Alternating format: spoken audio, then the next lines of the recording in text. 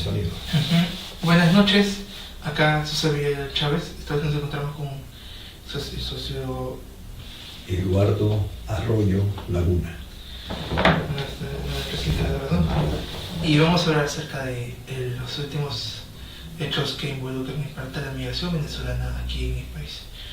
Señor Eduardo, ¿cómo solucionar el impacto económico que genera los venezolanos para los peruanos?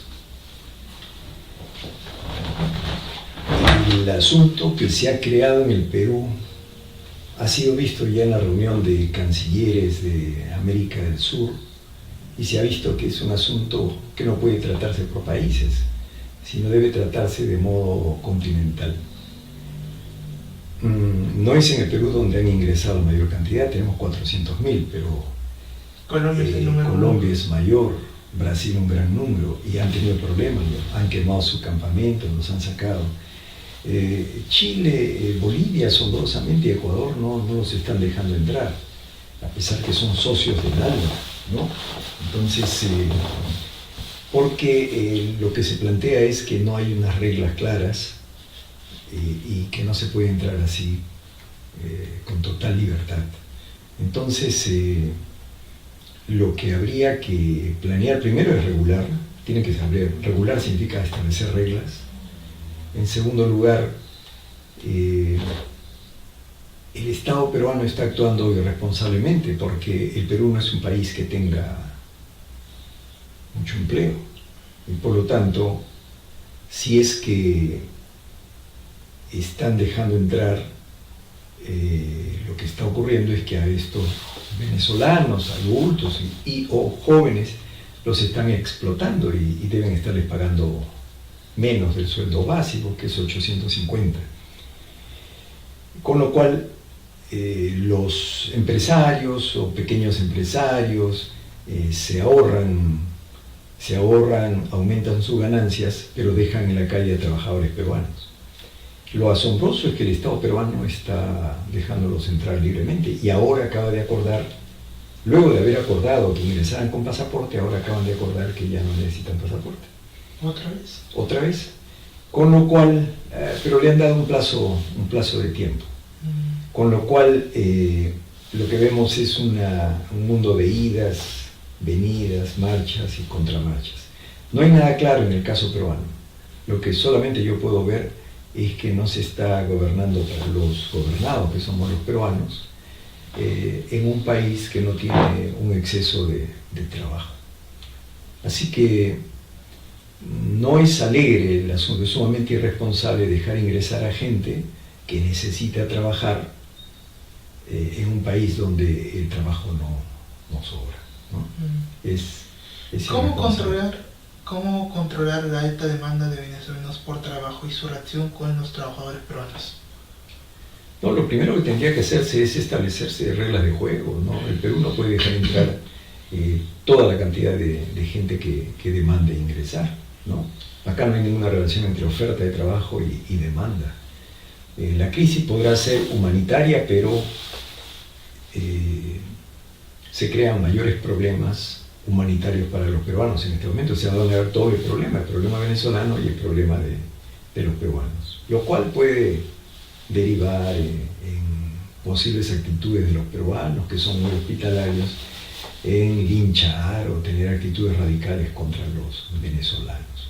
Entonces, el gobierno está actuando muy irresponsablemente, no se ve ningún estudio de esto, ¿no? La salida que han dado los brasileños y que están convocando a una reunión mayor es ver a qué regiones del país pueden ingresar en función a las posibles ofertas de trabajo. Eso se está dando en Brasil, y no están ingresando por miles, sino van ingresando un número contado, creo que eran 100 o 150, ¿no? De lo contrario, lo que va a haber acá es vamos a tener una diáspora venezolana que va a hacer y deshacer.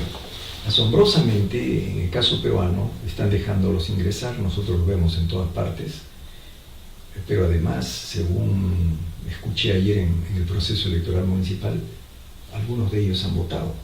Creo que, no sé si la cuestión era simbólica, pero no entendí.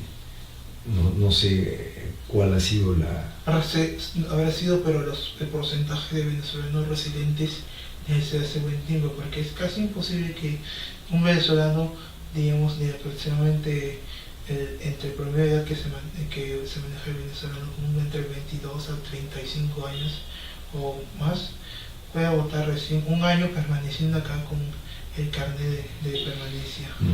Sí, deben ser antiguos y o nacionalizados, ¿no? No los recientemente llegados.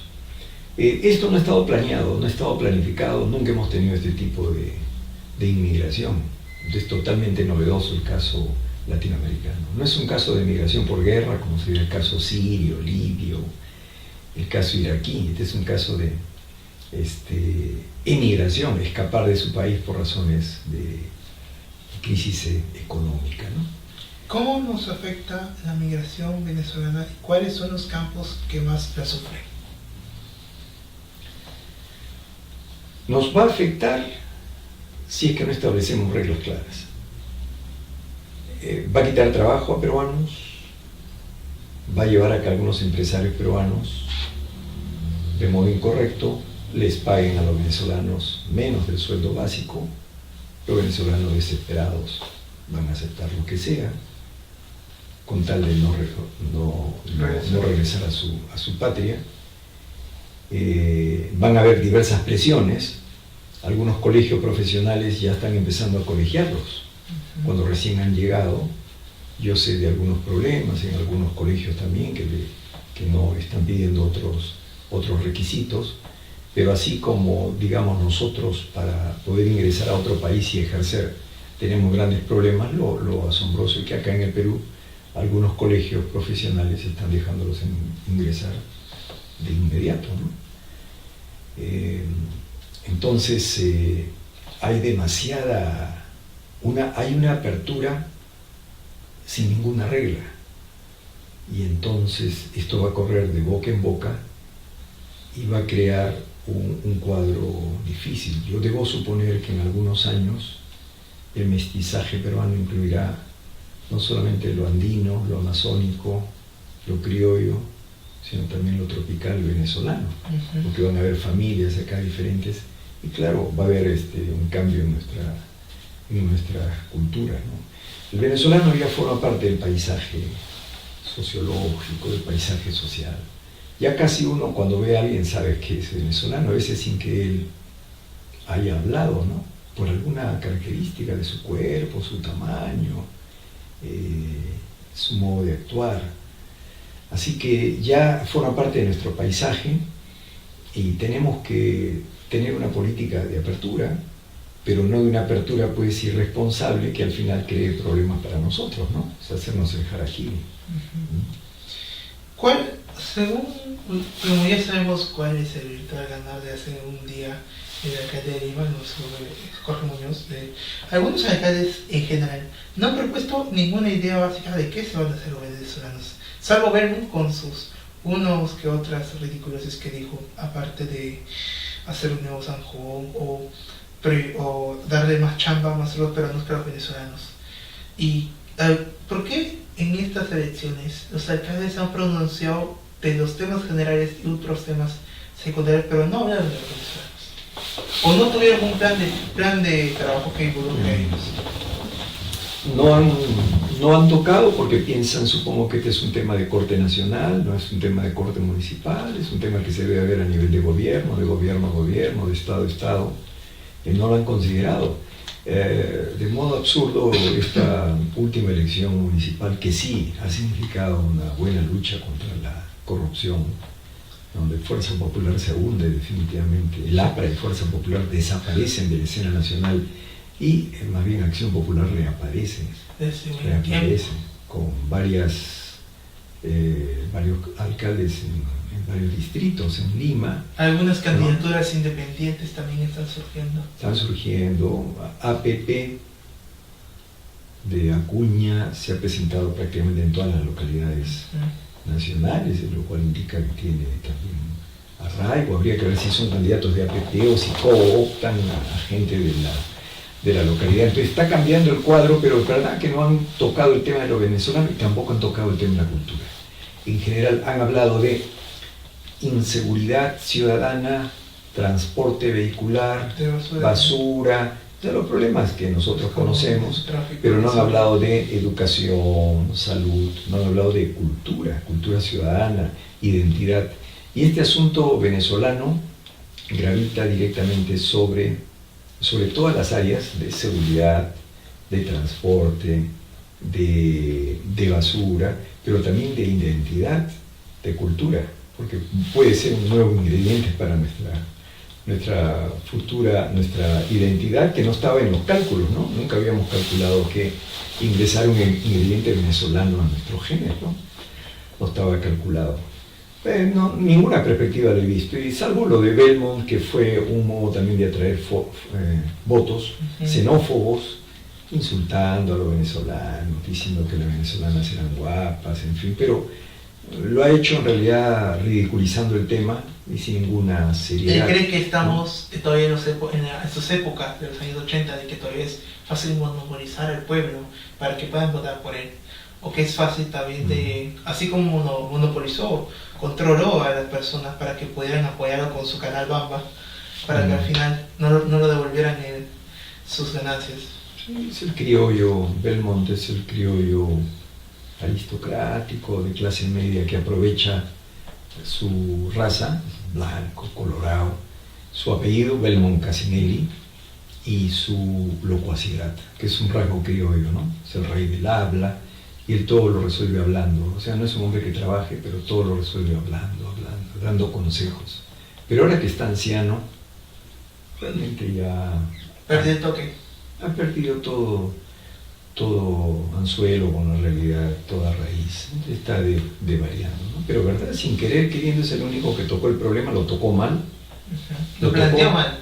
Claro, creyendo que así ganaba votos de... Urresti también lo tocó a medias.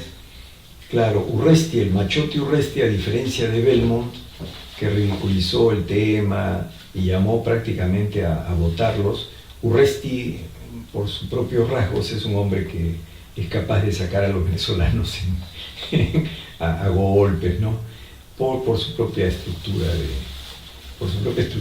caracterológica, ¿no? El machote Urresti, le he puesto yo, ¿no?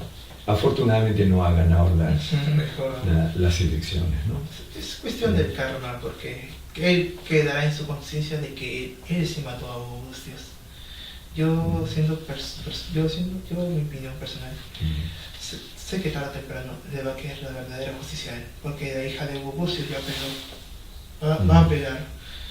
Y con últimas elecciones que hubo hace periodistas, por ejemplo, hace unos 3 días antes de las elecciones, justamente cuando un periodista de Trump lo quiso entrevistar, sus grandes que cubren a Urresti, lo empujaron, lo tiraron al suelo, y en vez de que Urresti ayudara, él nomás lo dejó ahí y le dijo que ya compadrito, me llevas entrevistando hace 10 cuadras, ya cánsate, ¿no? Esa actitud arrogante es lo que le costó técnicamente la elección, aparte también de lo que fue el caso Bustios, a 4 días de las elecciones, y no haber quedado culpable, sabiendo que también en esa misma noche de bien salió el resultado, la hija del periodista asesinado expresó a los medios de comunicación de que es fácil, al peruano militar le sale más barato matar a un periodista. ¿Cómo caracterizaría eso?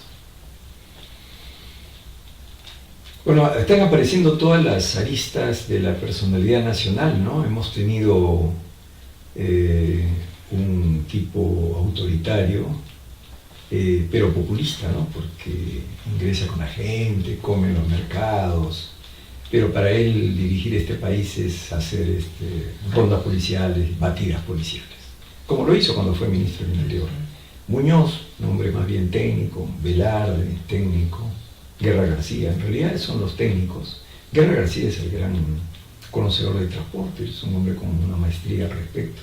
Pero parece ser que estas medallas de posgrados no influyen tanto en la gente, ¿no? Entonces, sí, en el caso de... A menos que propongas algo de último momento, por ejemplo, un teleférico, que es casi imposible desde el Cerro San Cristóbal hasta arriba.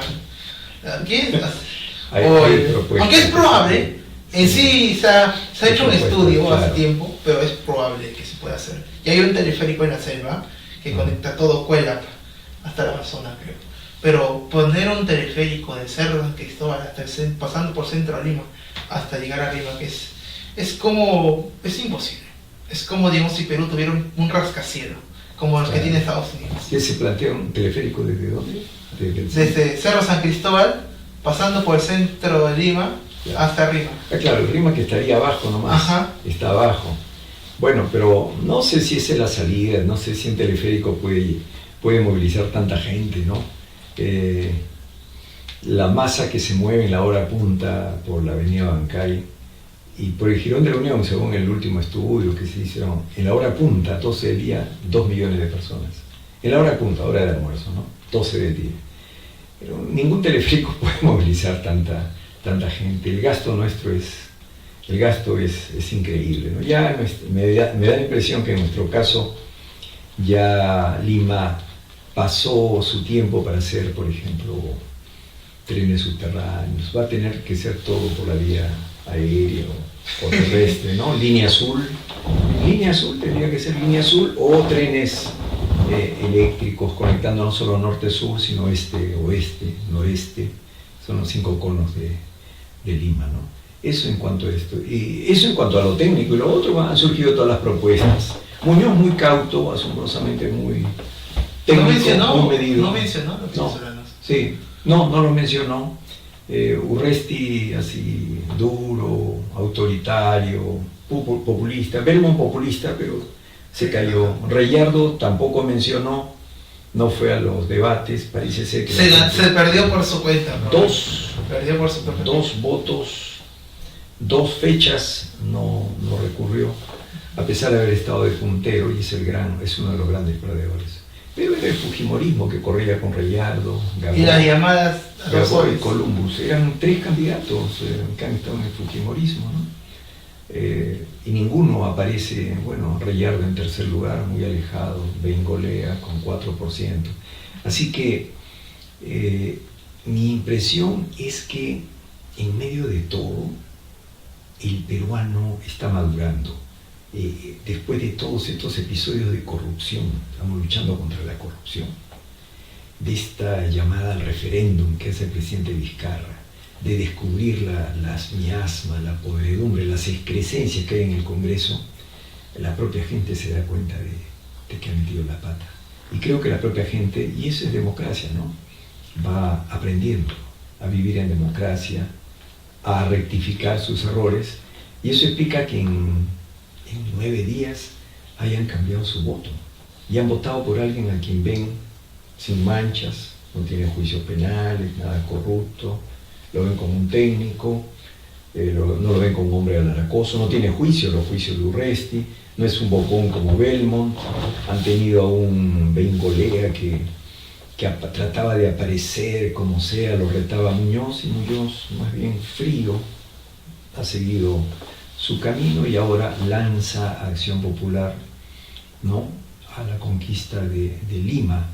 Ahora se dan los problemas de siempre dentro de Acción Popular. La élite de Acción Popular no estuvo en la conferencia de prensa y se van a ver estas contradicciones con el tiempo. Él es militante reciente, pero asombrosamente la conferencia de prensa hubiera tenido que estar Gustavo Barnechea, el secretario general, no estuvo nadie, él era prácticamente el dueño del partido, y entonces... no han estado porque no han querido, o están planteando la idea de, ahora como ya tienen la ocupación de Lima, hacer el plan presidencial. Ya lanzó algo bien en el Facebook a Barnechea, hablando de que de que ahora tienen mejores opciones presidenciales. Hago ver yo de que una buena campaña de Lima, de Muñoz, a pesar de que ningún candidato a alcalde ha podido después candidatear a la presidencia, nadie desde Lima haya podido, y que haya ganado, no se da esa tradición en el Perú, pero eso se puede romper. Y yo supongo que Barnechea debe estar evaluando que le ha surgido una alternativa.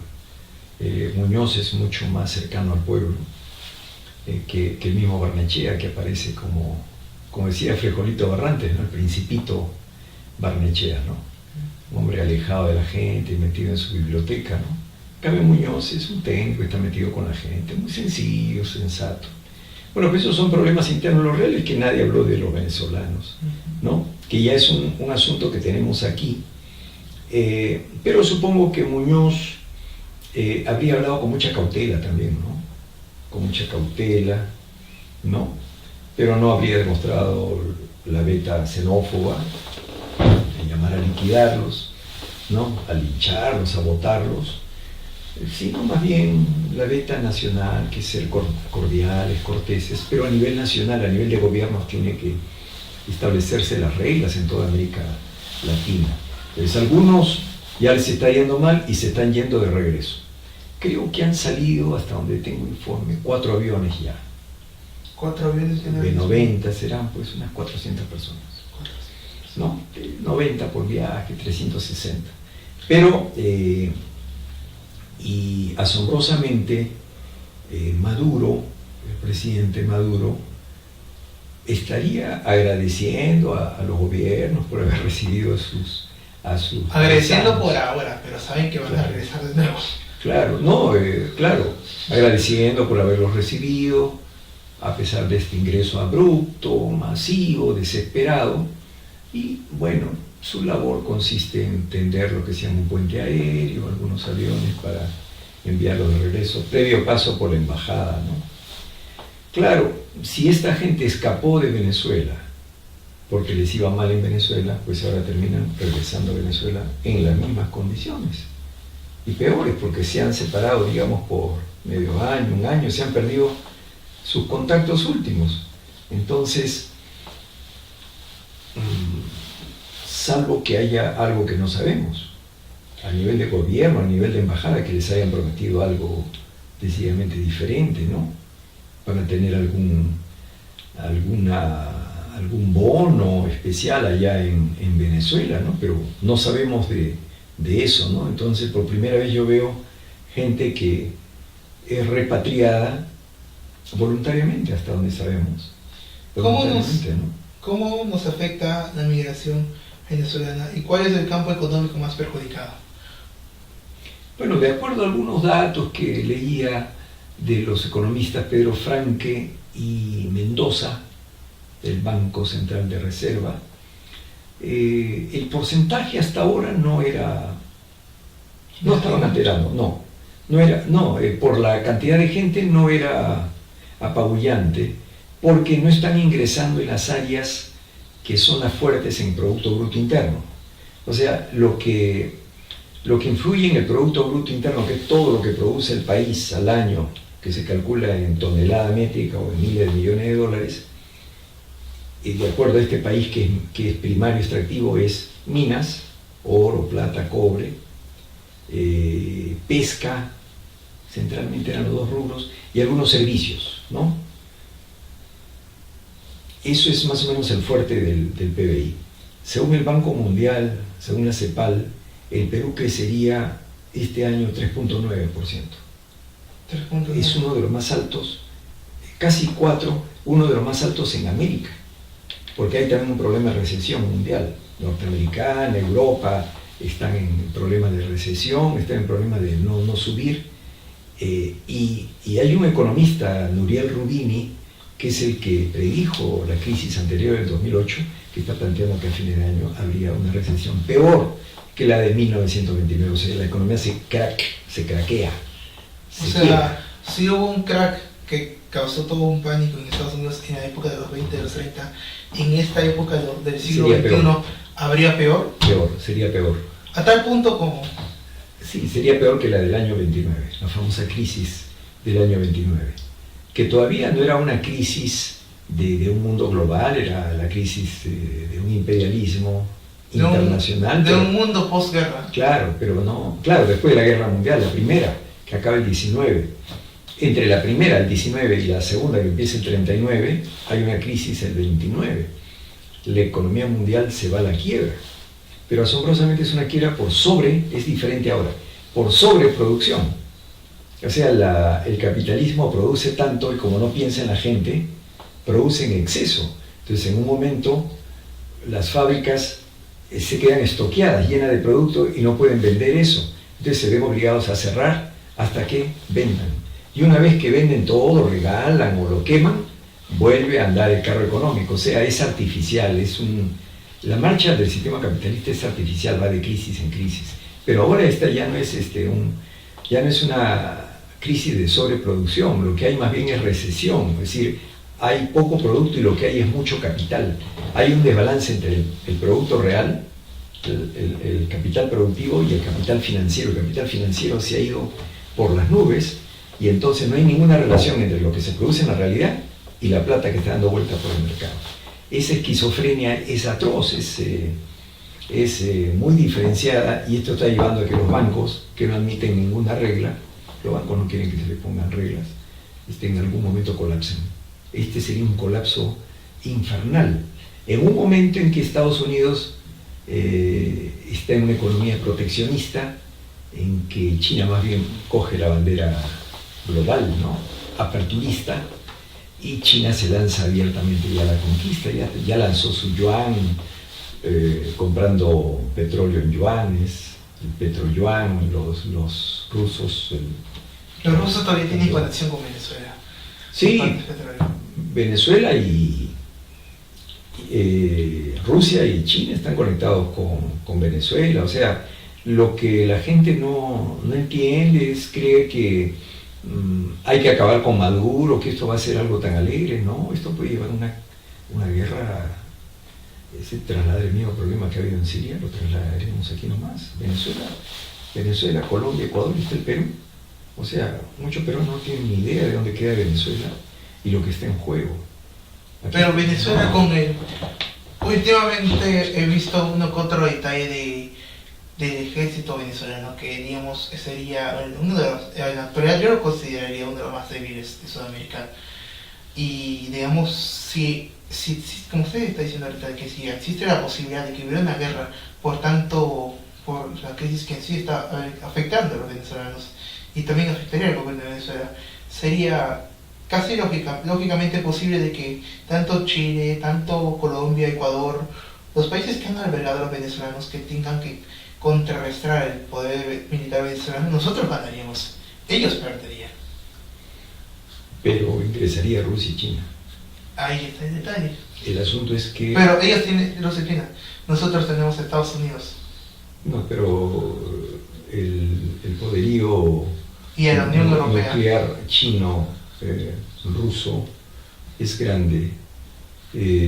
Colombia es uno de los países mejor armados. Colombia podría ser la cabecera de playa para ingresar a Venezuela. Colombia ya firmó un pacto con la OTAN, que es el brazo militar de la Unión Europea. No se entiende por qué, siendo declarados un continente de paz, se firma un acuerdo con la OTAN, que no solamente es un ejército muy fuerte, tiene equipos de mercenarios muy grandes.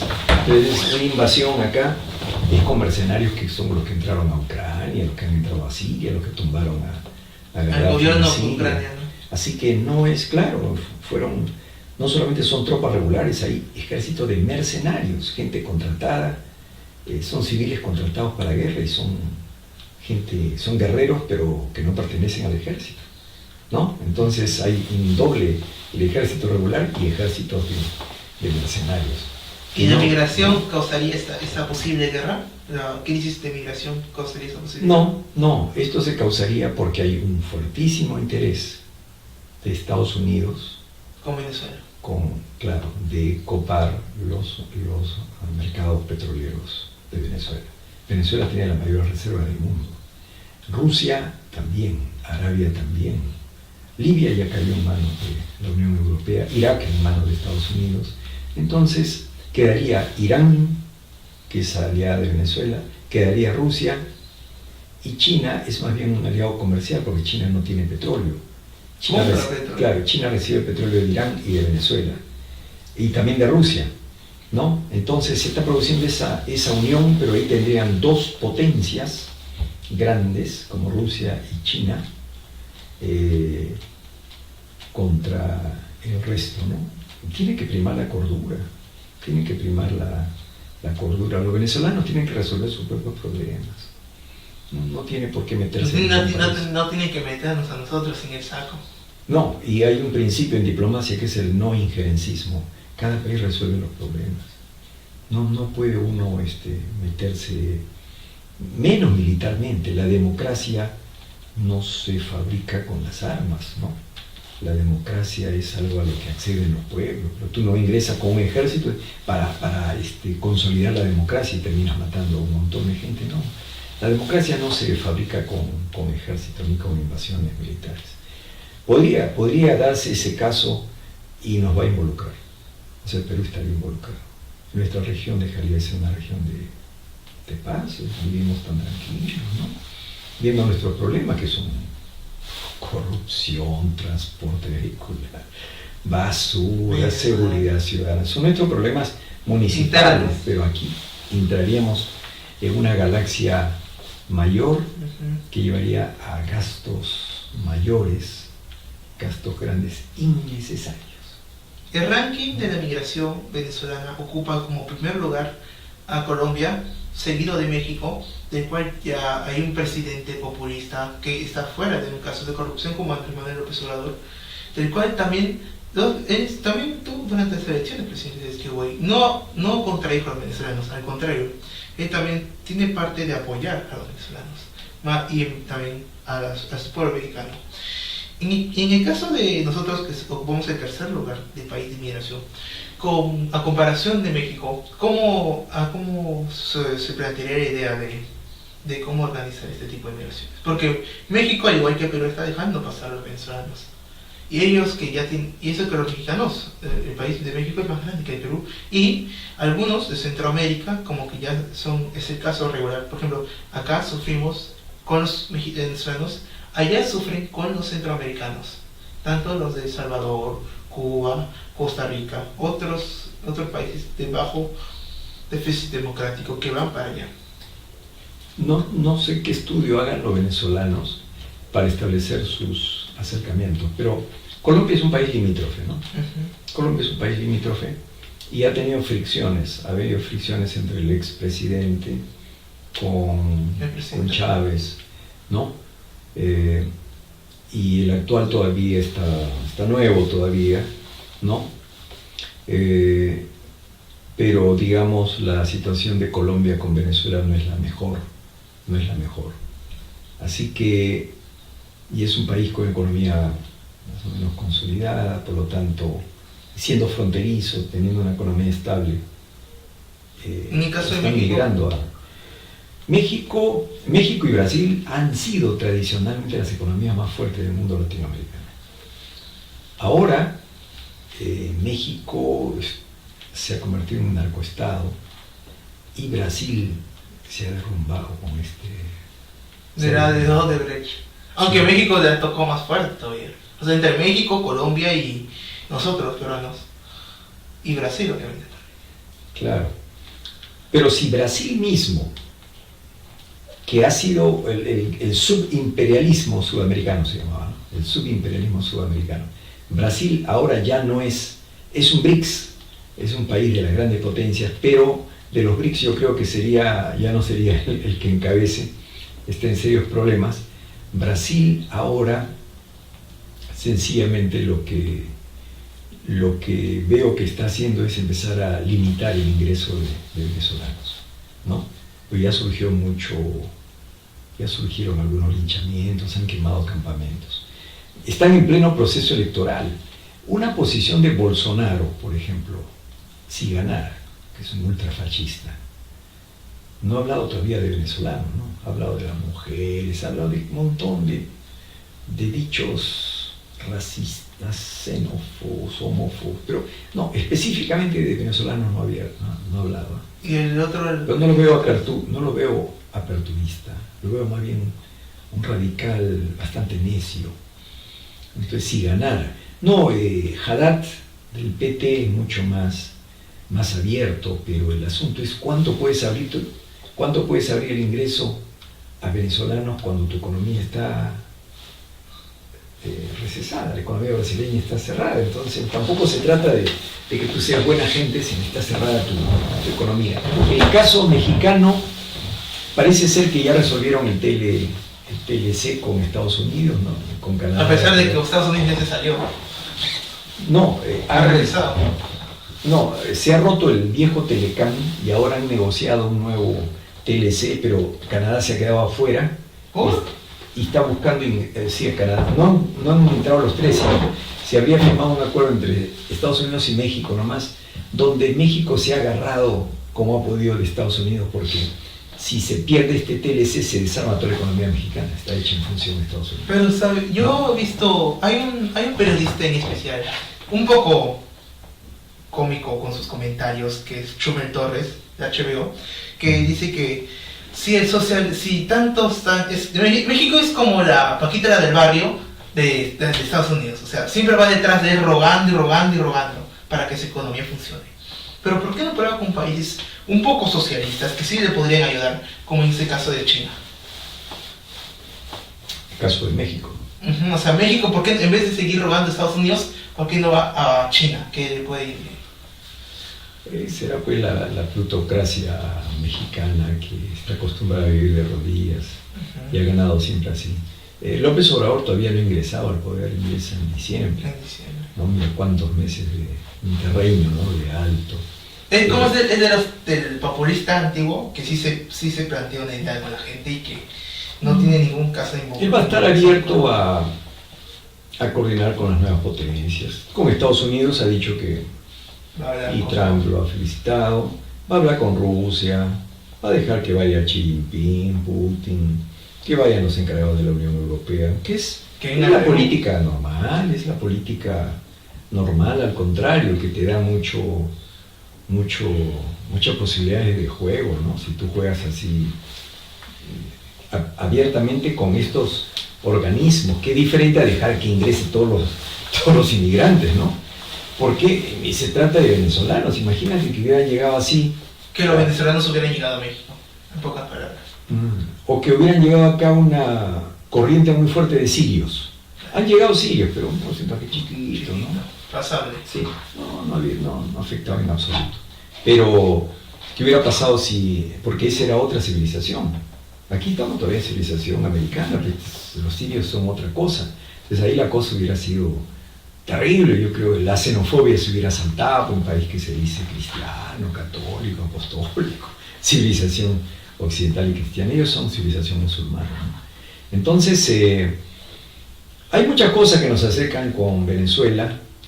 Lamentablemente, esta emigración de Venezuela, o sea, salir de Venezuela y llegar aquí, implica que han hecho su pequeño estudio de mercado. Colombia, se han asegurado. Colombia y México, para llegar a Estados Unidos, claro, estar cerca, sea para Miami, sea para Los Ángeles.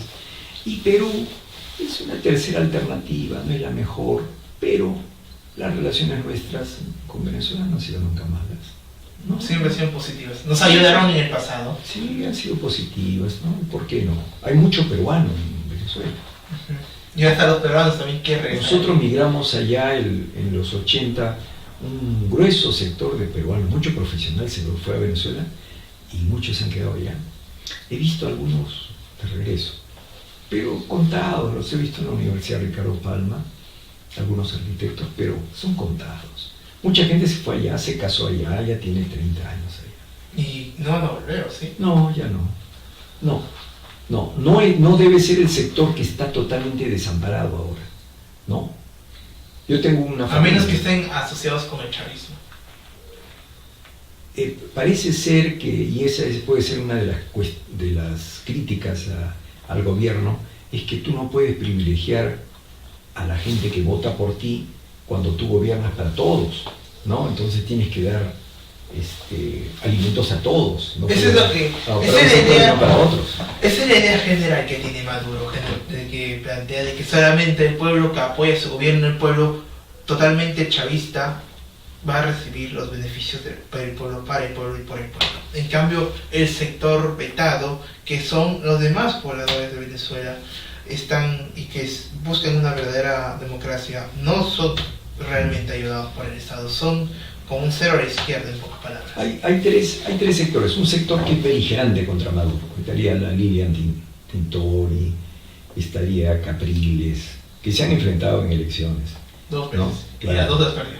Claro, ya han ido a elecciones.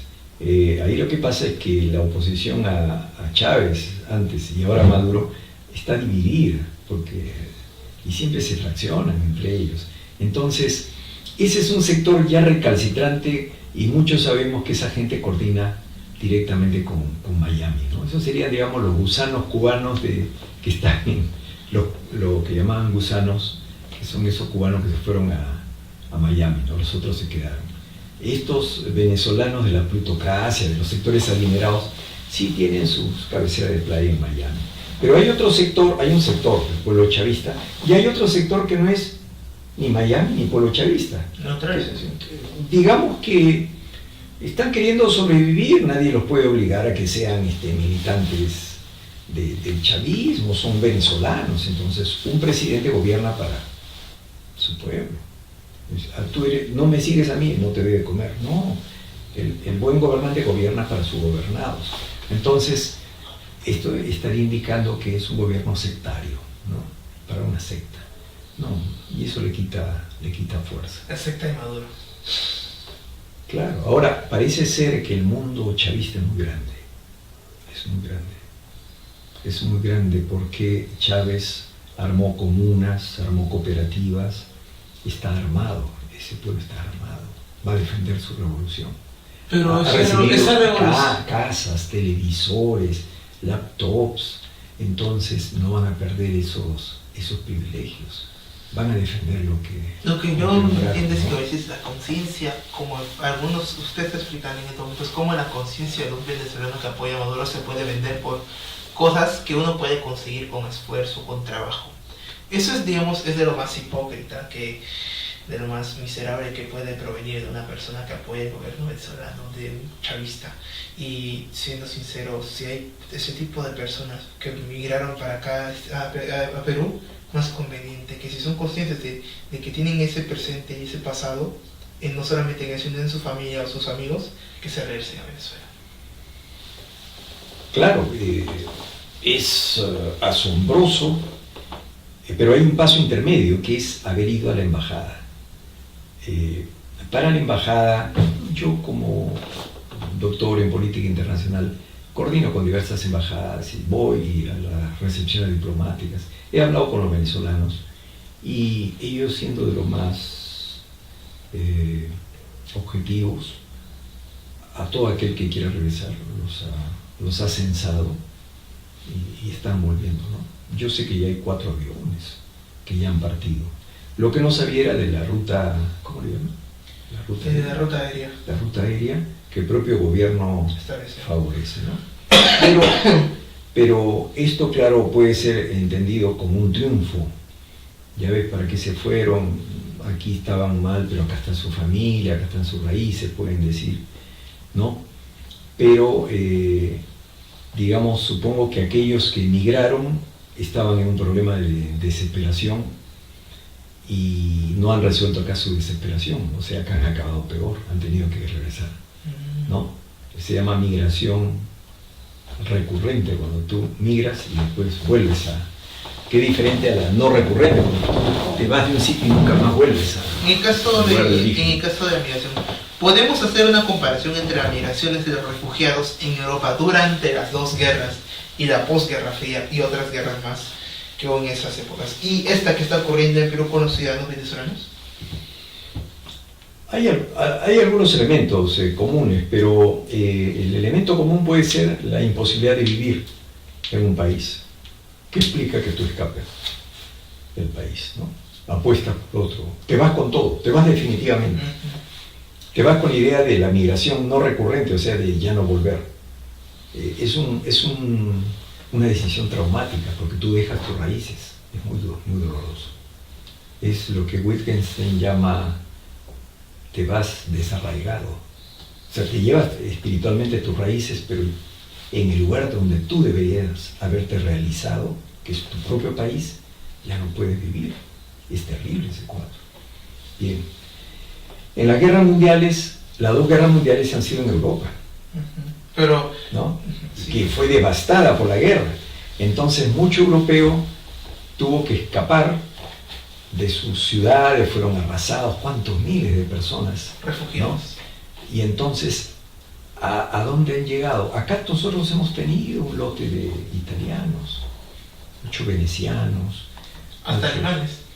Y alemanes, han llegado en grupos organizados, ¿no? Los Mota, Tubino, Lavalle, Donofrio, Robeño, Liguria, todos estos italianos que migran en el siglo XX, desde el comienzo del siglo XX, antes de la Primera Guerra Mundial, y después con la guerra, se dedican a panadería, helados, panetones. Ese sector, y ellos reinvierten en el Perú, o sea, lo que ganan lo reinvierten acá, se convierten en burguesía nacional. Cuando mucha burguesía que había nacido acá, lo que ganaban se lo llevaban al extranjero. Más vale un italiano que llegó acá que un venezolano y se arriesgó acá, no, pero arriesgó acá sus ahorros, que un peruano que siendo de origen acá se llevaba su dinero a la banca suiza, ¿no? En el caso del venezolano, venezolano tiene una situación precaria, digamos que este problema data de los últimos 2 años, ¿no? Este éxodo es de los últimos 2 años. Todavía no se puede establecer una tendencia. Los economistas están planteando que aún no afecta a nuestra economía. La economía, según se plantea, estaríamos creciendo casi redondeando a un 4%, pero no estaría afectando, porque no están en los rubros centrales, no se han metido a las minas, salvo, no tengo datos, pero hay algún venezolano trabajando en minas de cobre, de oro, plata, están en los lavaderos de Madre de Dios, ¿no? No creo. Están en pesca, que es pesca grande, ¿eh? Están en anchovetas, sí, en las grandes bolicheras, en fin, no. En servicios, en grandes ofrecimientos de celulares, todas esas cosas que se ofrecen, ¿no? Que se ofrece de todo, ¿no? Te venden laptops, iPods, tablets, te llaman todos los días a tu celular para que te migres de Movistar a Claro o a Intel, te llaman por gusto, ¿no? Molestan, nadie sabe cómo descubren eso. Me quieren vender a mí seguros contra el cáncer, jubilación, yo ya me jubilé, ¿no? Pero fastidian, pues, porque uno está trabajando en un momento, ¿no? Fastidian. ¿Y cómo, digamos, los italianos, o sea, la corriente europea que vino acá durante la Primera y la Segunda Guerra Mundial, es parecida a la actual migración venezolana o está así mitad-mitad? No, ellos vinieron devastados su país por la guerra. Ojo, es migración por guerra. En Venezuela no es por guerra, es por hambruna económica. 2, llegaron de un continente a otro. En cambio es de Venezuela aquí nomás, o sea, estamos en el mismo continente, ¿no? 3, hablamos el mismo idioma con Venezuela. Ahí no eran italianos, alemanes, austriacos, hablan otros idiomas, es otra realidad, ¿no? Sin embargo, se asimilaron, ¿no? Los alemanes, mucho alemán está en la selva del Posuso, alemanes y austriacos. Los italianos, yo recuerdo haber visto un montón de los panaderos italianos, antes todas las panaderías están en manos de italianos de Italia. Japoneses, cuando uno dice en los años 50, a un niño decían, anda al chino de la esquina a comprar sal, tomates, y uno salía, decían el chino de la esquina, pero era un japonés. Todas las tiendas de la esquina estaban en manos japoneses. Entonces ellos también habían migrado. Los colombianos de los 90. Pero no son tan... Aunque ellos vinieron, en vez de ayudar, a empeorar, porque también hicieron sus negocios y todo se parte del narcotráfico. Claro, pues ni hablar. Cubanos, hubo un rush tremendo. Fidel Castro tenía un grupo de cubanos que se quería ir. Se quería ir de Cuba, ¿no? Pero yo pensaba que los cubanos solamente venían para Estados Unidos o para México. No, había un grupo de cubanos que se quería ir. Y entonces Jimmy Carter y Fidel Castro, Jimmy Carter, presidente de Estados Unidos, ahí estaban tanteando, ¿no? Y al final Castro hace una jugada que es, ¿quieren irse? Pero claro, ellos se querían ir a Estados Unidos, pero tuvieron que, acabaron en el Perú, Entonces yo recuerdo que el año 76, haciendo mi tesis de bachillerato, llegó un grupo grande de cubanos, con pleno gobierno militar de Morales Bermúdez, ya había muerto Velasco Alvarado, y justo en los días en que se anunciaba que había mucha pobreza en la gente, y la gente iba a los basurales y la gente se alimentaba con nicovita, comida de pollos, mucho alimento. Entonces, en ese cuadro es que llega un montón de cubanos y el gobierno militar tuvo que absorberlos y en el Callao un grupo, otro en Villa El Salvador, Pachacútec, armaron campamentos, ¿no? Se supone que estaban de paso y el gobierno peruano los ayudó, frazadas, por lo menos su cartita, ¿no? Pero algunos terminaron quedándose. Su meta final era Miami. Algunos nunca llegaron, se quedaron acá. Ese es el caso que más recuerdo yo. Colombianos es pobrísimo, no. Los europeos sí fueron una cosa muy constructiva, no molestaron, al contrario, italianos, japoneses, muy trabajadores, ¿no? Los cubanos más bien, sí. ¿Parecen a los venezolanos? No, este grupo de venezolanos que ha llegado está trabajando en lo que sea.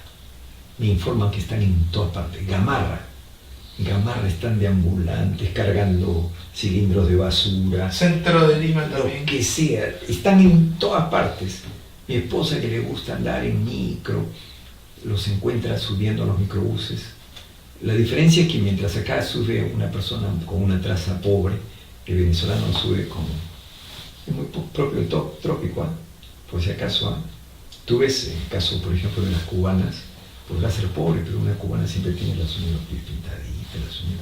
O sea, son costumbres nacionales, no tiene que ver con la pobreza, tienen su presupuesto para esa cosita y anima. Entonces, acá ingresa al ómnibus un tipo con dejo venezolano a venderte caramelos, ¿no?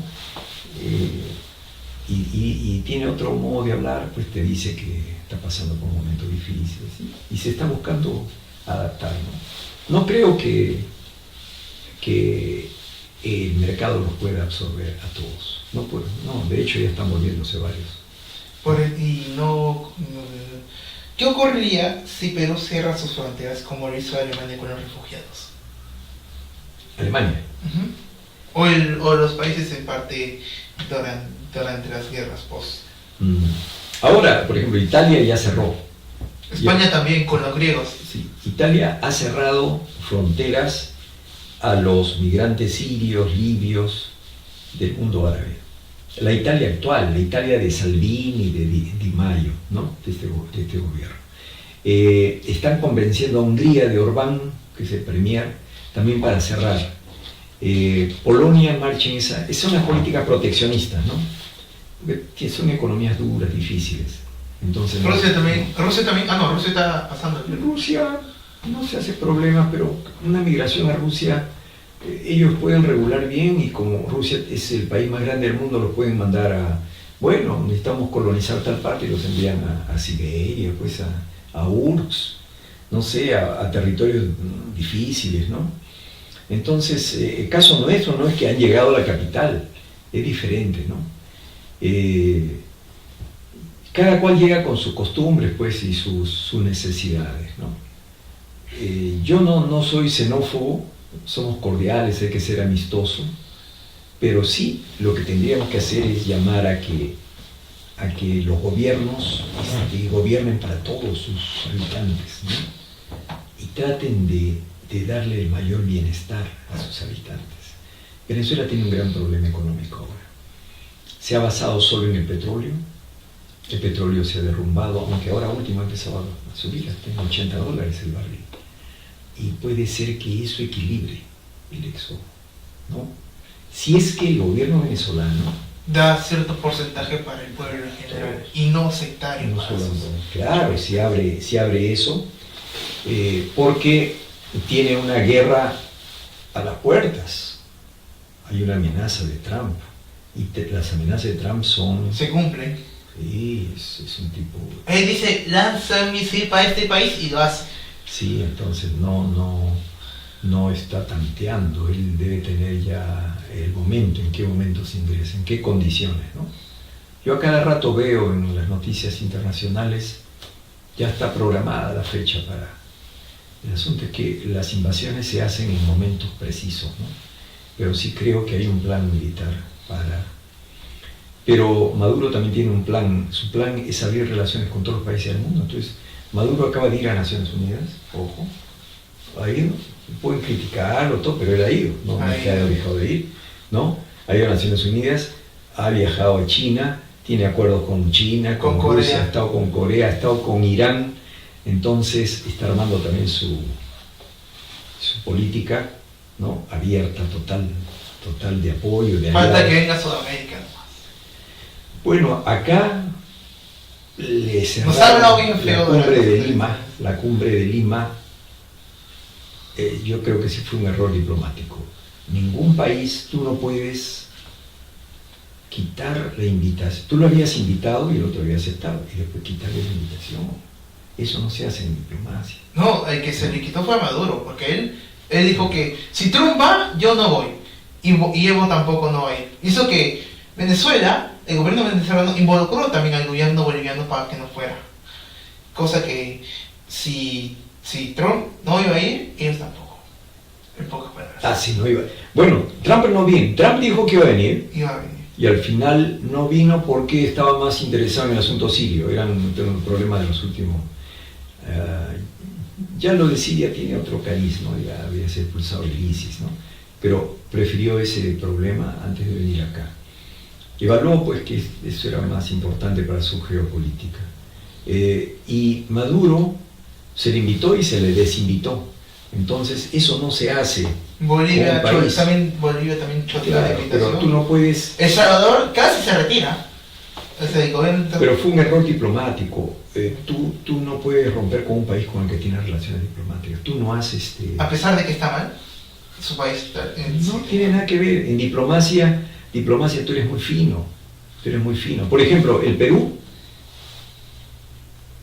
expulsó al embajador Diego Molero, al embajador venezolano, que yo conocí. Se fue.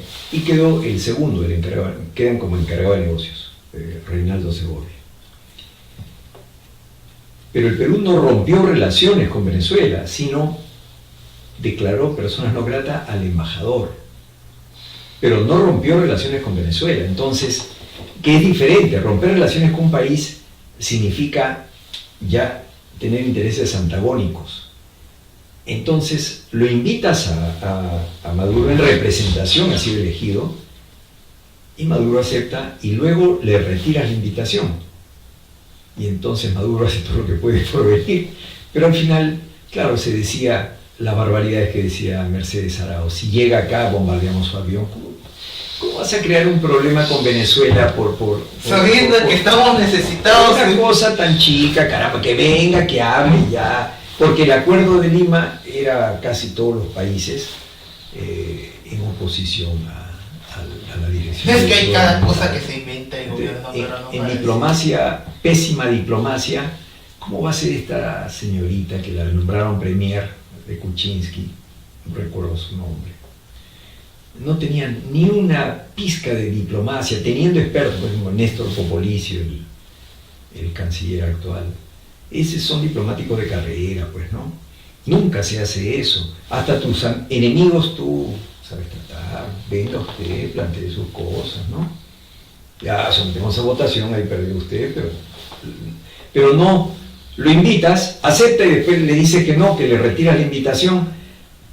Eso no se hace en diplomacia porque es un país, y ese país entonces va a hablar. Cuando Estados Unidos, el presidente Trump no quiso ir al G7. Al final fue, pero... Ah, ¿se fue? A la última sí, Trump ha ido, pero resulta que el G7 lo ha encarado por la guerra comercial. ¿Y lo votó? No lo votó, solamente que él firmó el acuerdo final del G7 y después, según dicen, cuando ya se estaba yendo en su avión, se retiró Llegó tarde al G7, al último G7. Estaba Angela Merkel y todos los países del Grupo 7 y presidía Canadá, Trudeau, ¿no? El presidente canadiense.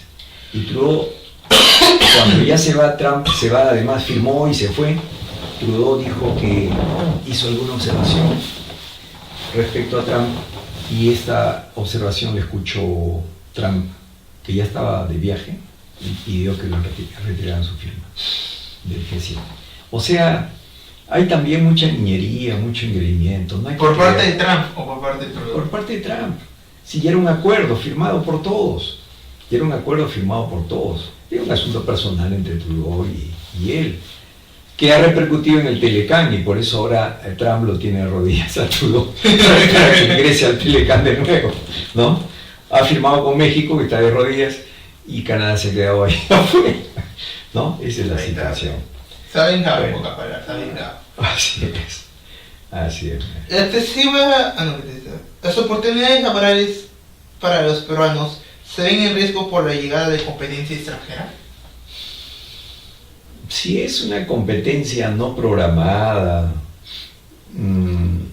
indudablemente que sí. Claro, se va a ver en riesgo. Sobre todo en aquellos trabajos que son tan precarios, ¿no? Mucho comerciante, ¿no? Por ejemplo, mucho mozo de restaurante. Yo voy a un montón de restaurantes y resulta que los que antes me atendían ya no están, y están venezolanos. ¿Qué pasó? Me asombro que el otro se haya ido a un trabajo mejor, lo dudo, un trabajo además lo veía durante años, ¿no? Entonces me da la impresión que está habiendo una competencia desleal, y los propios peruanos, los empresarios peruanos, los dueños de pequeños trabajos, están golpeando ahí. Eso no afecta el PBI todavía. ¿Todavía? No. Se mueve en otra esfera, ¿no? Del pequeño comercio. Pues vender caramelos no influye en el PBI, ¿no? Vender galletas en la calle, chicles, ¿no? No tiene ningún rango de importancia. Acá estamos hablando de cosas, de productos de precio internacional, ¿no? Azúcar, arroz, algodón, oro, plata, cobre, petróleo, harina de pescado, ¿no? Entonces no, pero para la vida cotidiana sí, porque están en las pequeñas cositas, ¿no? Ya ha ocurrido un hechito de que han asaltado un banco, creo, ¿no? Un centro comercial, pero no es la política general. En general yo lo que estoy viendo es que el venezolano está actuando con mucha cautela, mucha diplomacia, se está portando del mejor modo, ¿no? Muy cordial. El gobierno peruano no tiene que recurrir a lo que está haciendo en provincias. Por ejemplo, en el caso de provincias, hay videos, publicaciones por medios virtuales, tanto Facebook como YouTube, de que los policías, en vez de mantener eso y la seguridad tanto del ambulante tradicional, los maltrata, los ningunea y se lleva o se les confisca sus trabajos. En caso acá venezolanos, también hay ciertas pros y contras, pero no se hace ninguna facción, no hay ningún tipo de xenofobia, tanto como para la seguridad, como para el venezolano común. O sea, no hay requisa que le quiten No, pero el propio peruano nos quitamos entre sí. Es terrible. Y en provincia todavía. Eso es terrible. Yo he visto acá a veces pobre gente con su carretilla, pobrecitos, que están sobreviviendo. Pues esa es una economía al menudeo, ¿no? Economía al menudeo. Eso no ingresa, es para la cosa familiar, muy pequeña, el autoconsumo familiar. Pero si a ese le afectan, se supone que al otro, al ambulante venezolano también. Yo he visto en todas partes del mundo, ahora que estuve en Europa en julio, me acuerdo mucho senegalés en París, y a ciertas horas, digamos, tienen permiso hasta las 7 de la noche, pero a las 8 de la noche que todavía sigan en la plaza central ahí, y empezaban, y salían corriendo, igual que acá, entre ellos se pasaban, recogían todas sus cosas, salían corriendo, y acababan vendiendo en una esquina ahí, mirando todos, y venía la policía, y volvían a abrir sus productos, ¿no? Igual que acá. Ese es el caso de africanos, de África subsahariana, ¿no? La África negra, senegaleses, sudaneses, negros de verdad, He visto mucho. Y en Italia donde he visto mucho. En el Vaticano, en Pisa, en Padua. Me asombró. Los franceses deben estar agradecidos con el continente africano, ya que varios de África les hizo ganar la Copa del Mundo este año. Así que no vengan a caer los franceses a que decir cuando que no. Francia campeón La mitad de la plantilla era descendiente de África. pero el anterior campeón mundial, porque este sería el segundo campeonato mundial de Francia. El anterior, que fue en Francia, el campeonato mundial en Francia. ¿El 98? Claro, allí 10 jugadores eran negros y solo el arquero era blanco, ¿no? Y esa era la selección titular. Entonces, cuando se ve a todo el equipo, uno diría, este es un equipo francés, qué asombroso. Es un equipo de África. África mestiza, y todos tenían apellido francés. Ya es una África mestiza. Ya todos son muy mestizos los países, muy amestizados, están nacionalizados, ¿no? En el África, en el fútbol se les necesita, pues, ¿no? Si en el caso de, digamos, tanto si si Francia dependió de africanos para ganar la Copa del Mundo, ¿por qué Perú no depende de los venezolanos para también llegar a ganar una Copa América?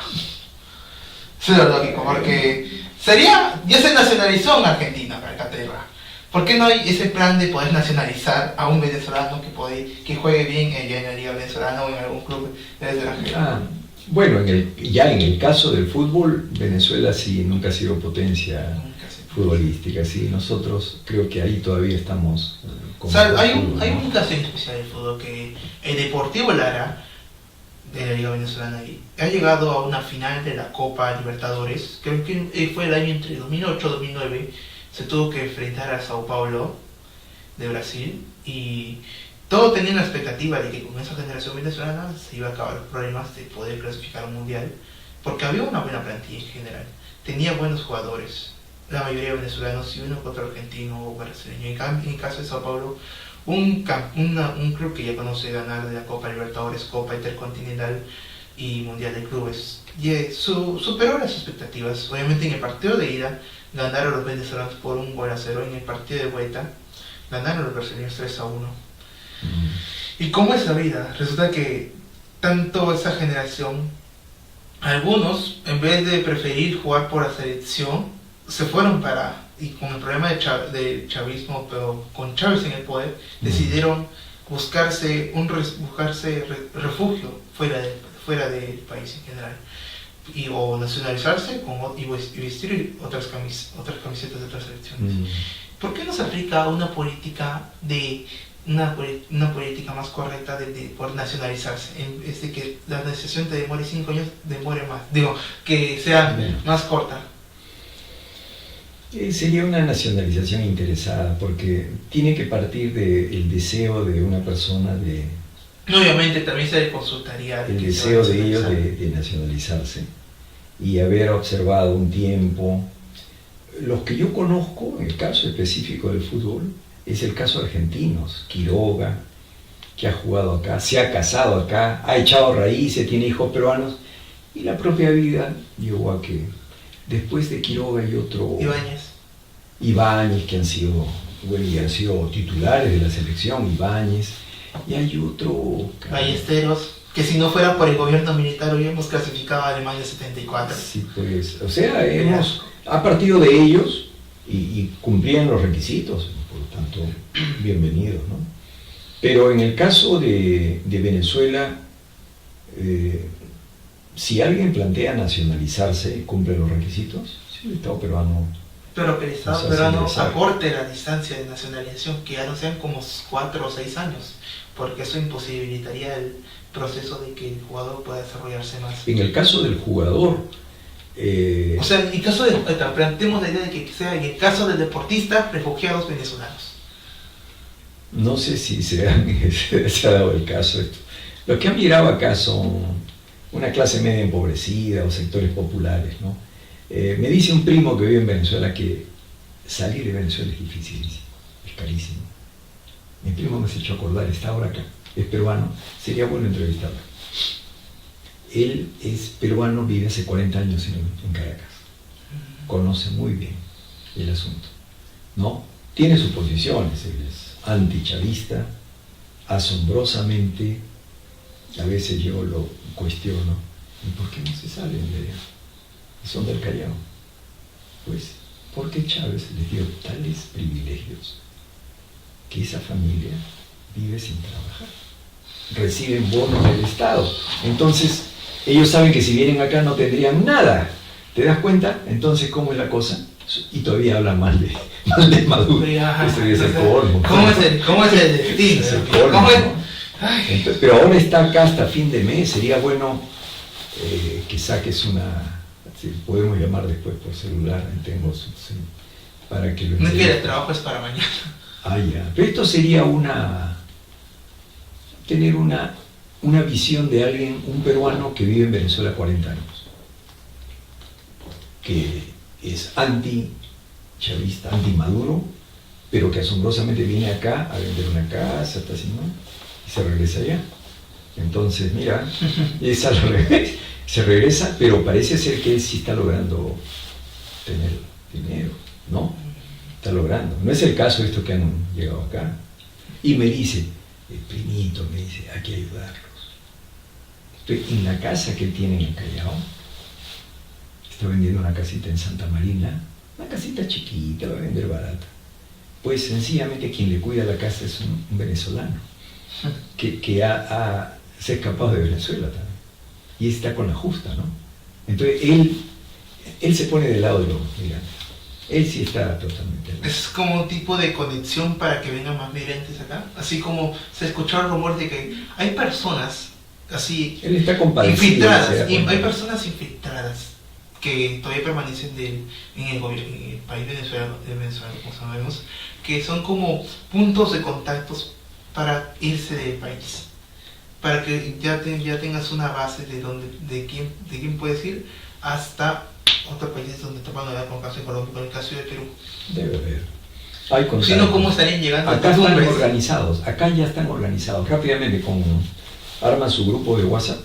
Llega uno, está llegando tal persona, que es enfermero, dicen, ya existe un grupo de enfermeros acá, que están trabajando, en fin, algo parecido, cercano a la enfermería. Y hay un distrito en Venezuela. Hay un distrito establecido en Venezuela, pero en San Juan de Origancho. ¿Cómo se sabe? O sea... Y si, digamos, la polémica o la noticia del año, por si llega a pasar, es que si Venezuela se plantea y encuentra un lugar lo suficientemente grande o espacioso como, digamos, sea un distrito, pero que no tenga relación con algún distrito, pero pongan su propio distrito ahí. Ahí sí sería la noticia del año. La noticia del año. No creo que se dé eso. No es que la cantidad de venezolanos aquí es bastante... Pero están dispersos en varios lados.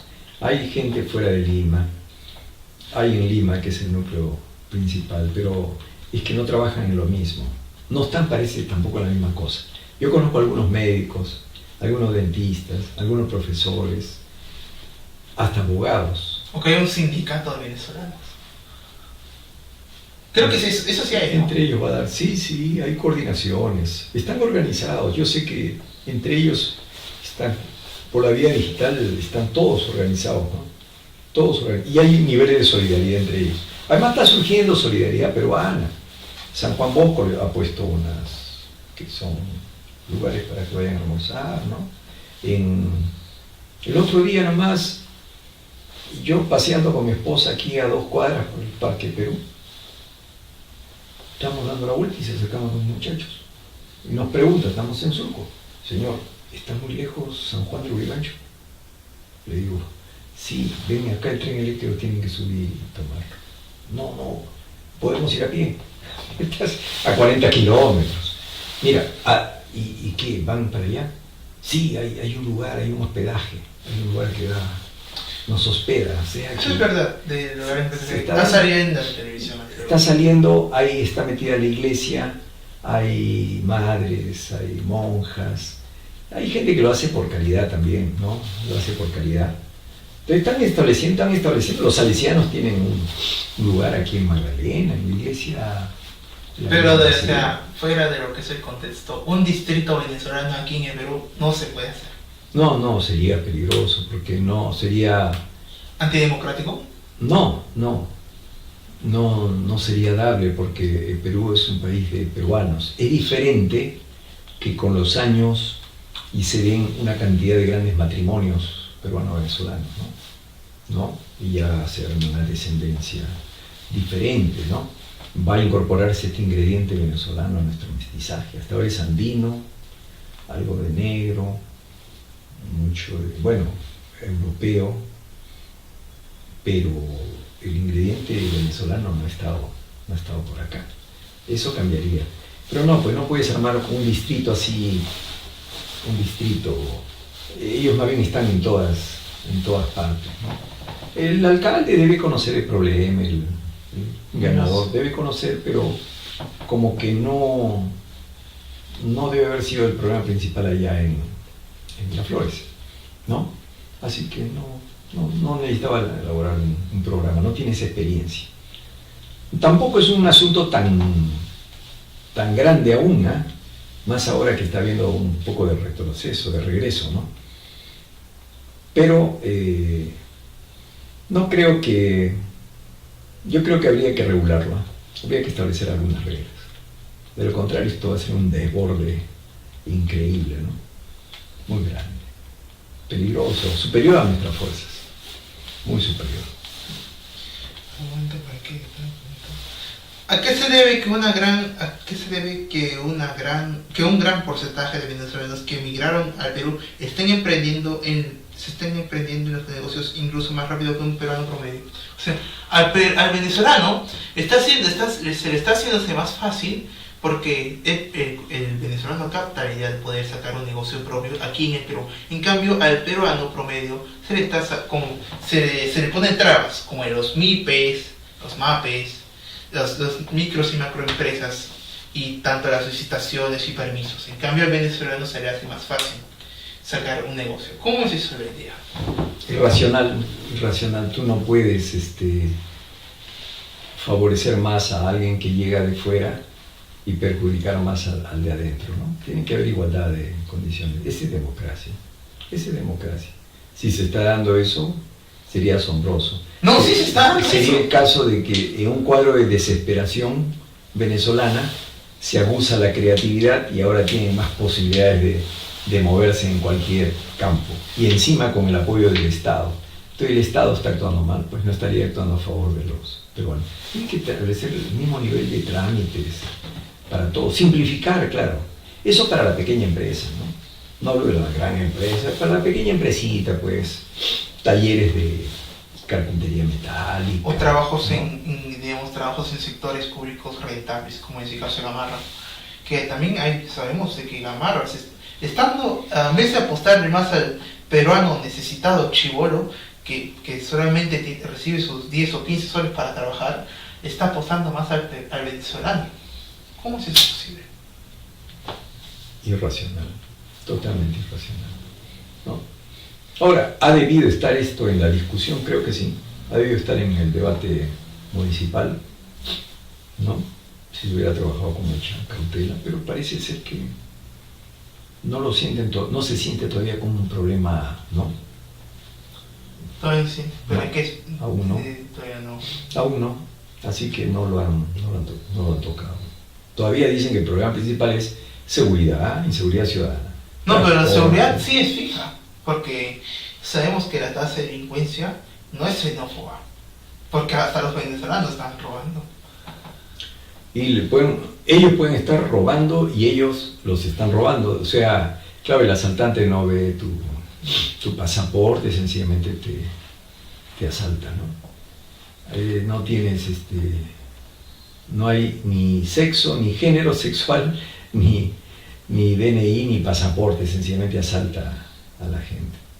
Yo supongo que el venezolano, que está saliendo de una economía durísima, ha entrado al Perú, donde hay una economía dura también.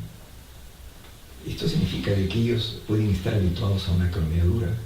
Son gente se han endurecido también, ¿no? Dos últimas. Sí. Una, ¿a qué se debe que nos estamos convirtiendo en una nación xenófoba? No, aún no. ¿Estás seguro?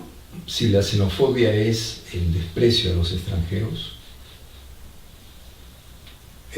creo que aún no, nosotros no hemos llegado a eso. Sí estamos en una etapa de mirar, contemplar, advertir que están presentes en todas partes, pero no está informándose en todos los medios de comunicación que hay líos en todos los restaurantes, que entras a una tienda, le pegas a un venezolano te maltrata. No es cosa de todos los días, aún no. Por eso hay que diferenciar lo que sería la xenofobia que se puede estar creando en Italia, en Hungría, en Polonia. España abierto, no, el actual España gobierno, odia a los griegos, sí, a los sirios. Pero el actual gobierno de Sánchez, al contrario, las barcazas que cruzaban el Mediterráneo no podían entrar en Italia, no los dejaban entrar en tales lugares. Sánchez al final, ven acá. Pero no los ha llevado a Madrid, ha coordinado con sus provincias a ver dónde van. Han ido a Valencia, un grupo. Zaragoza. Claro, va distribuyendo según posibilidades, pero no los ha cerrado, no los ha votado, porque ese barco en cualquier momento se hunde, a cada rato se hunde. Entonces ha sido una respuesta humanitaria y de inmediato Sánchez, que era nuevo premier, nuevo gobernante Primer ministro español, sí, ha logrado un buen rating político y ahora se lo ve coordinando con Merkel. Macron de Francia y Sánchez son los tres que mantienen la Unión Europea. Son los tres que están... O sea, ni bien se quitó la reina de Inglaterra del Brexit y de la Unión Europea, ellos tres ahora están ocupando su lugar. No, ellos tres son los que plantean la idea de Unión Europea. Frente a la tendencia de muchos países que están en la Unión Europea, más bien siguen la política de Trump, proteccionismo, ese proteccionismo nacionalero, impedir que entre gente, ¿no? Pero eso al mismo tiempo puede afectar. En el caso de Alemania, la están acusando en Sajonia, que es el lugar más xenófobo, de que esa gente está quitando trabajo, ¿no? Y entonces ya ha habido un alemán muerto últimamente, y ahí van a haber linchamiento, ¿no? Chemnitz se llama, en Sajonia, un lugar donde está surgiendo la xenofobia, pero la xenofobia aparece también con políticas de ultraderecha, que sería el caso de Bolsonaro en Brasil, ¿no? No solamente de ultraderecha, fascista, militarista, homófobo, supremacista blanco y encima xenófobo, ¿no? Pero Lula también era así. No era xenófobo. No, Lula es... que ingrese. ¿Por qué? Porque en ese momento Brasil estaba en su mejor momento, claro, pues, pero ahorita el actual Temer ha cerrado, ha dicho regular, que entren 100 cada día nomás, ¿no? 100 o 150, o sea, ¿por qué? Porque su economía está pésima, ¿no? Está pésima la situación económica. La tasa económica está... Hay una relación por eso entre economía y entrada de la gente. Si tuviéramos la posibilidad de que se venga toda América del sur al Perú, porque tenemos esas posibilidades económicas, bienvenido sea, pero no tenemos esa posibilidad. Pero hay otros países que no se han pronunciado, aparte de los venezolanos en Sudamérica. Por ejemplo, Uruguay y Paraguay no se han pronunciado hasta ahora, que yo sepa. No. Argentina, no le conviene que vengan los venezolanos. Primeramente porque se va a convertir en Venezuela. Está quebrada. Yo acepto que Macri, como presidente del Boca Juniors, yo he visto su trayectoria, lo ha hecho bien. Lo ha administrado un club que le dio casi de todo. Tanto Copa Intercontinental, Copa Libertadores, Copa Sudamericana, Recopa Sudamericana, lo ha obtenido todo bajo el club Ceneice. Pero una cosa es dirigir a un club, ser presidente de un club de fútbol, y otra cosa es dirigir a un país. Cosa que no la ha ido muy bien. Argentina está quebrada en este momento, le llaman la Grecia sudamericana. Ha caído ahí en manos del Fondo Monetario Internacional. Y están pidiendo préstamos. Se va a dolarizar, la economía se está dolarizando y ya están siguiendo las recetas del Fondo Monetario. La gente está en las calles. La vieja confiable. Los dos países grandes, Argentina y Brasil, están quebrados económicamente. Uno más que el otro. Argentina ya quebró. Y Brasil está a portas y está justo en un proceso electoral donde tienes a una propuesta ultraderechista y del otro lado estaría, el PT con Haddad. Ha ganado en primera vuelta Bolsonaro, el ultraderechista. Pero no van a segunda vuelta por el 48%. Porque no, creo que requieren 51, y han ganado 48. Hay que ver, la situación es grave, es gravísima. Ahí sí no va a entrar ningún venezolano, en un país gobernado por una casta musoliniana no entra ningún venezolano, más cuando está quebrada la economía, peor pues, peor, ¿no? No, ahora si vinieron colombianos, bolivianos y otros descendientes sudamericanos, vinieron también venezolanos acá. Ahora lo último sería de que vengan argentinos. Aunque ya vinieron en el gobierno de Videla, eso es obvio. Sí. Pero que vengan en masa, como los venezolanos. Ya sería una cosa ya de que nosotros necesitaríamos pidiendo ayuda. Ahora. Asombrosamente no están. No, todavía no. Y eso es lo raro, porque no están escapando. Porque los argentinos ya habían sufrido post-crisis y habían venido acá en el gobierno de Videla, como se sabe, durante las desapariciones, han venido acá en parte refugio y también han recibido cierta ayuda. Mucho intelectual vino. Yo recuerdo en la Universidad Ricardo Palma algunos profesores chilenos y argentinos que llegaron perseguidos, pero intelectuales de calidad, profesionales, eran profesores de la universidad y desaparecieron. ¿Qué pasó? Que el gobierno de Videla los buscaba y tuvieron que escapar, porque el gobierno peruano estaba también aliado para capturarlos, pues tuvieron que escapar. Recuerdo un matemático chileno, un físico argentino de primera línea, tuvieron que escapar. Ya tenían acá unos medio año trabajando. No, esa es la calidad de personaje que recuerdo, ¿no? Pero no, lo que está dándose ahora es totalmente diferente. Alguien podría entender también como que acá ha habido un pacto para, ya pues, vengan, alguien ha estimulado esto, ¿no? Que no se dio en el caso. Pero de que Argentina se convierta en la próxima Venezuela, o que Brasil se convierta en la próxima Venezuela, ¿es probable, sí o no? No, aún no. Aún no le toca. Están en la etapa de lucha. Están en la etapa Aguante. de lucha. Yo sé que las masas argentinas están en las calles enfrentadas a Macri, pidiendo, dicen, ¿Qué se fue? pararemos el paro sigue hasta que Macri se vaya. No, en Argentina la cosa es fuertísima. Están todos en las calles. Y en el caso de Brasil, también impidiendo que entre el ultrafascismo, porque es civilización o barbarie. O seguimos en la civilización o entra la barbarie fascista, ¿no? Y se derrumba todo. Hay un colapso total. Colapso, no solo económico, colapso cultural, civilizatorio, reglas de convivir, ¿no? Todas las declaraciones que hace Bolsonaro son increíblemente irracionales, ¿no? Es como el Venom brasileño, en pocas palabras. Igualito, igualito, totalmente irracional. Así es, mi estimado. Pero tomando en cuenta cómo está en la actualidad ambos, tienen que mantener una ética que no involucre a más países, porque ya sabemos, si ambos se unen y buscan a alguien para que les ayude y después darles el codo, en pocas palabras, estafarlo, ya ha pasado anteriormente. Si ambos países logran solucionar sus problemas, ya sabemos de que posiblemente, en vez de apoyarse a sí mismos después de haber solucionado todo ese problema, van a necesitar apoyo de otros países. En el caso, ahí entraría el factor Venezuela a los argentinos. Y no me sorprendería, a pesar de que Argentina se niega a aceptar a los venezolanos están llegando a Argentina. Así como hay sectores, usted ha explicado de que hay ciertos porcentajes de venezolanos que vienen acá al Perú en masa, en Colombia también.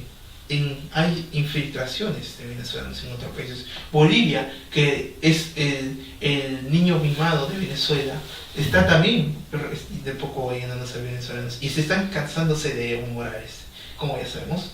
Argentina, con un Macri decayendo y mandando al país de uno de los déficits de gobierno más irregulares que ha tenido en los últimos años, vuelve a caer. Y Brasil, que ya tuvo su momento post-dictatorial y post-fascista Chile, post-fascista de persecución política, y ahora que vuelva a usar ese recurso sería inexplicable, que también sabemos de que hay venezolanos que emigraron a Brasil. En caso de países poco neutrales que han recibido pero no se han quejado ni tampoco están en contra, o sea, ni están ni a favor ni en contra, pero aún así han recibido, y no hubo ciertas polémicas hasta ahora realmente, como es el caso de Paraguay, como es el caso de Uruguay, o en caso, y países totalmente xenófobos que no quieren saber nada de ellos, por el caso clásico de Chile. Chile en sí, como país, se ha ganado el odio por varias razones. Por ejemplo, podría mencionar 3 en este momento, y usted me, digamos, fuera de lo que es el tema en general, me explicaría el porqué de ese odio. Por ejemplo, uno sería la persecución durante el gobierno de Pinochet, asesinato de Allende, y genocidio dentro del Estadio Nacional de Colo-Colo dentro de Chile. Pero eso, ¿cómo gravitaría en lo de Venezuela? No, o sea, salgámonos un momento del contexto venezolano. ¿Cómo es que en ese primer punto de que Chile se ha ganado su propio odio a nivel sudamericano con el gobierno de Pinochet? No, pero en general, al margen de Pinochet, Chile es como el menos andino de los países sudamericanos. Pero tiene rasgos incaicos. Sí, hablan. El quechua se habla, quechua y aymara se habla en Argentina, en Chile hay zonas, pero ellos, yo dicté una charla sobre cómo ven los peruanos a los chilenos y cómo ven los chilenos a los peruanos. Entonces ahí lo que decía es que Chile se considera que por un error están en América del Sur. Ellos creen que deben estar en Europa, son del primer mundo. Chile tiene un proyecto de desarrollo nacional desde 1830, la doctrina Portales. Entonces, Chile no tiene recursos naturales, pero ha logrado en base a su doctrina organizarse como institución, y gane la derecha o la izquierda, ellos mantienen su acuerdo nacional. Han logrado esa cohesión, es un país con instituciones muy fuertes. De todos modos, Chile es un país que nos envidia y desea apoderarse de nosotros. El Perú es un país riquísimo, megadiverso, no tiene un proyecto nacional y a veces anda a la deriva, ¿no? Ellos no tienen recursos y más bien ya están en la OCDE, que es el Acuerdo de Países Desarrollados. Chile juega a nivel de primer mundo hace rato. Nosotros lo hemos igualado en cuanto a crecimiento, ya lo hemos igualado, pero estas cosas internas, esta corrupción que frena el crecimiento, el desarrollo, quita dinero, el robo quita dinero para invertir pues, en educación, salud, vivienda, trabajo, hace que el Perú no pueda tocar los problemas centrales, ¿no? De la lucha contra la corrupción sí es clave. En el caso de Chile, ellos han asegurado lo básico, ¿eh? A base de corrupción también. Ha habido corrupción, de Pinochet se sabe que había robado mucho y esto está en la banca europea, pero todo eso ha sido confiscado. ¿Sabes? De Allende también. Sí. Allende no era ningún santo. Allende, pero no se sabe de Allende. De Pinochet se sabe ahora que hay millones de dólares que están retenidos, están en juicio. Congelados. Entonces, Chile se ha ganado, sí, el odio de América. El segundo Latina punto, por su carácter antipático, hasta en el fútbol. La gente aplaudió que ni siquiera fuera al mundial, ¿no? Cuando en realidad el fútbol es algo simbólico. Que por primera vez, simbólicamente, nosotros fuimos, aunque nos eliminaran fácil, rápido. Y eso que era un karma en especial que duró un poco, porque la idea en sí surgió de que ellos no nos dejaron cantar el himno en el 98, como se sabe. En cambio, si ni bien les tocó cantar el himno a ellos, lo contaron a todo pulmón. Ni bien llegó el turno de la selección peruana que cantar el himno de Santiago de Chile ante no sé cuántas miles de personas, en vez de dejar cantar como el fair play, lo pifiaron, lo insultaron. Eso está mal, pues. Entonces, y el karma llegó años después cuando Venezuela nos ayudó en las eliminatorias. Sean conscientes, nos ayudó Venezuela. Y Brasil también ganándole a Chile, obviamente, en su propio estadio. Bueno. Y ahí es el momento del karma. Y obviamente tercer punto en especial de que por qué Chile se ganó el odio, asimismo es a base de su sistema de educación. Es el sistema de educación en Chile. ¿Cómo se haría el plan? Porque y también la problemática de la AFP. Porque allá no funciona, pero acá sí. Bueno, la AFP fue traída por los chilenos acá y todos nos hemos metido en una AFP, ¿no? Pero yo también tuve que ingresar al final, ¿no? Y bueno, estoy cobrando una jubilación menor, ¿no? Pequeña, pero todavía sigo trabajando, o sea, tengo la posibilidad de cobrar el sueldo en una universidad y aparte de eso la jubilación, ¿no? Pero, y la educación, asombrosamente, en un congreso que se realizó en Santiago, yo vi a los pingüinos es el escolar chileno, ¿no? Camisa blanca, pantalón negro, parece un pingüinito, haciendo marchas en las calles, junto con escolares ya de colegios mayores, y con universitarios y profesores. Peleaban porque hubiera el 8% del PBI en educación. ¿Y cuánto había en general antes de las marchas? ¿Cuánta gente? No, el PBI. No, tenían un PBI alto en relación al Perú. En relación al Perú, que con la justa tienes cuánto, 2% o menos. Y ellos estaban peleando para tener 8 cuando tenían creo que 5. O sea, ellos siempre han tenido mayor PBI invertido en educación. Y así todo les parecía que era muy poco. Entonces, era algo asombroso. Y estaban pidiendo la municipalización de la educación. O sea, que ya no dependiera de la empresa privada, sino del Estado. Claro, a través de los municipios, ¿no? Colegios municipales. Bien, porque lo privado al final dejaba varada a la gente no podía pagar y acababas la universidad y acababas totalmente endeudado y nunca te podías graduar, pues salías con $20.000 de deuda. ¿Quién iba a pagar eso, no? Entonces, muchas cosas se ha privatizado. La educación allá, sí he podido ver mucha universidad privada, pero la nacional es de calidad. Allá en Chile es mucho mejor. Cogemos acá la mejor universidad nacional de San Marcos, nacional y supuestamente de América, pero en Chile, ¿cuál es la universidad parecida de San Marcos? La Central, no me acuerdo el nombre, no la Central, la Universidad Nacional, ¿no? Pero está mejor organizada, incluso en Buenos Aires, la UBA, Universidad de Buenos Aires, igualita que San Marcos. Ahí fue un congreso de la Asociación Latinoamericana de Sociólogos, igualito que San Marcos, todas las sillas rotas, las paredes manchadas. Estoy en San Marcos, París. Y eran escaleras, que subir en escaleras, ¿no? Es decir, la universidad pública es así. Y recuerdo que estábamos ya en la clausura de un congreso, un auditorio inmenso. Habían pues 3.000 personas sentados en el suelo, muchachos. Iba a hablar el peruano Aníbal Quijano. Lo declararon honoris causa. Y luego, una vez que lo declararon, el rector habló, y en ese momento aparecieron estudiantes argentinos. Un montón.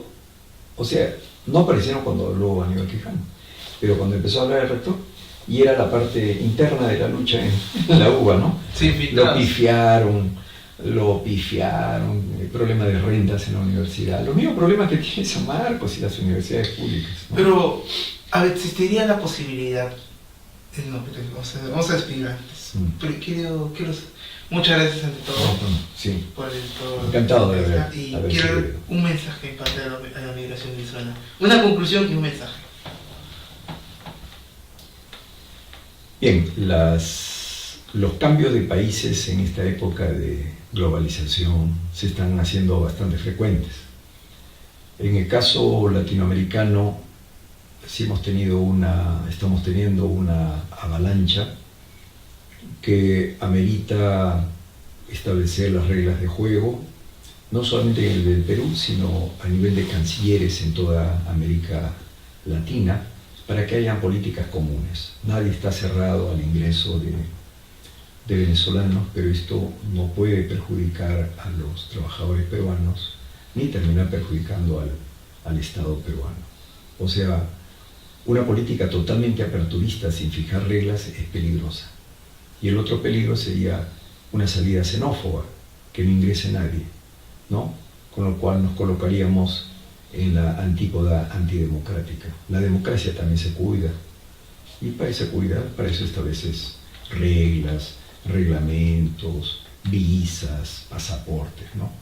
En el caso peruano hemos tenido hace poco el aprendizaje, que ingresen con pasaporte, ahora les acaban de quitar el pasaporte, entonces mi impresión es que esto está a la deriva, necesita arreglarse, ¿no? Regularse. Un país, una democracia también necesita reglas claras y que todos las cumplan. Gracias por la entrevista. Muchísimas gracias. Está un poco largo, no sé cómo.